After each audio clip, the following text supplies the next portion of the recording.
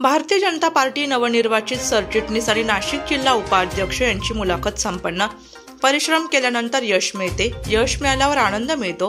परिश्रम तर सगळेच करतात, परंतु यश हे त्यांनाच मिळते जे कठोर परिश्रम करतात। भारतीय जनता पार्टी सरचिटणीसपदी माजी सरपंच अमोल वसंतराव मुंडे आणि नाशिक जिल्हा उपाध्यक्ष भारतीय जनता पार्टी शंकर भगवान डोंगरे निवड झाल्याबद्दल मित्र परिवार आणि नवनिर्वाचित सरचिटणीस आणि नाशिक जिल्हा उपाध्यक्ष यांचे अभिनंदन करत भावी वाटचालीस शुभेच्छा दिल्या। अमोल मुंडे आणि शंकर डोंगरे यांची मुलाखत नाशिक लोकशाही न्यूज वृत्तवाहिनीच्या वतीने घेण्यात आली। याबाबत अधिक माहिती नाशिक लोकशाही न्यूज वृत्तवाहिनीशी बोलताना नवनिर्वाचित भारतीय जनता पार्टी उपाध्यक्ष शंकर डोंगरे यांनी दिली। जय श्रीराम।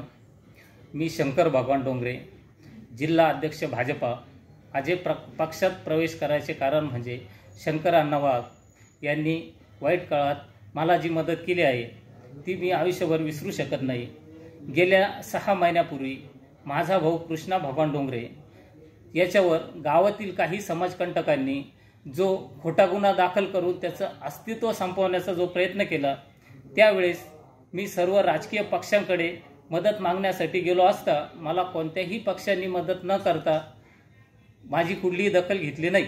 त्यावेळेस अण्णांना म्हणजे शंकर अण्णा वाघ जिल्हा अध्यक्ष यांना मी एकच कॉल केला आणि ते माझ्यासाठी धावत आले आणि त्यांनी माझ्या संकटात मला जे सहकार्य केलं आहे ते मी कधी विसरू शकत नाही।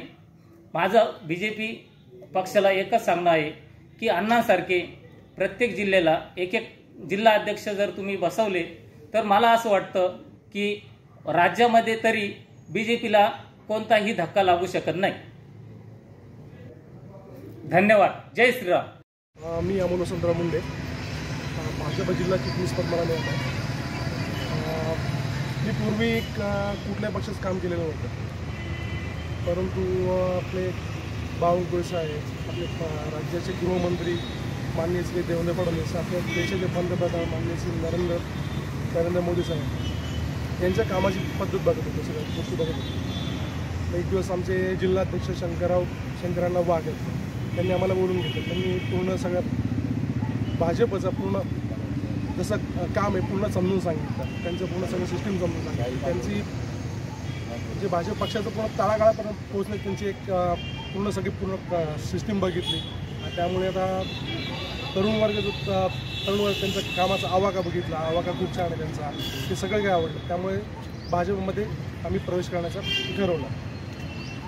कसं आहे हे पक्षामध्ये खूप छान वातावरण आहे आणि तिथे कसं आहे छोटासा कार्यकर्ता जरी असला तुम्ही स्वतः अनुभव की त्याला वरच्या लोक जे नेते मंडळी आहेत त्यांच्याशी संवाद साधता येतो, त्यांच्याशी बोलता येतं, त्यांच्याकडे आपल्या समस्या मांडता येतात आणि त्या समस्येवर तोडगा पण निघतो, त्यावरती काम करतात। हे पूर्ण बघितलं त्यामध्ये।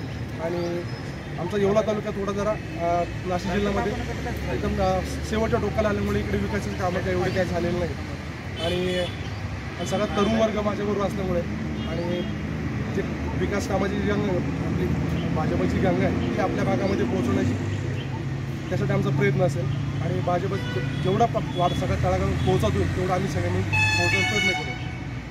आणि सध्या तर जस्ट श्रद्धेचा विषय आपला 22 एप्रिल राम मंदिराचं उद्घाटन झालं, तो सगळ्यात पूर्ण आपल्या हिंदूंचा सगळ्यात श्रद्धेचा विषय आहे आणि त्यामुळे खूप ऊर्जा आम्ही राम मंदिरामुळे। आणि इथून पुढे राम मंदिराची जी ऊर्जा आहे ती आम्ही घेऊ, जेवढं शक्य होईल तेवढं सगळं आपलं पक्षाचं पूर्ण मनसूब पक्षाचं पूर्ण जे आहे ते सगळं तळागाळून पोहोचवण्याचा प्रयत्न करू। आणि पक्ष जेवढा वाढवते, आता हजारोंच्या संख्येने माझ्याबरोबर माझा तरुण वर्ग, माझे मित्र कंपनी, माझे ते सगळे पक्ष प्रवेश करत आहेत। अजूनही हजारोंच्या संख्येने पक्ष प्रवेश तरुण वर्गाच होणार आहे। नाशिक लोकशाही न्यूजसाठी अविनाश मगर, येवला।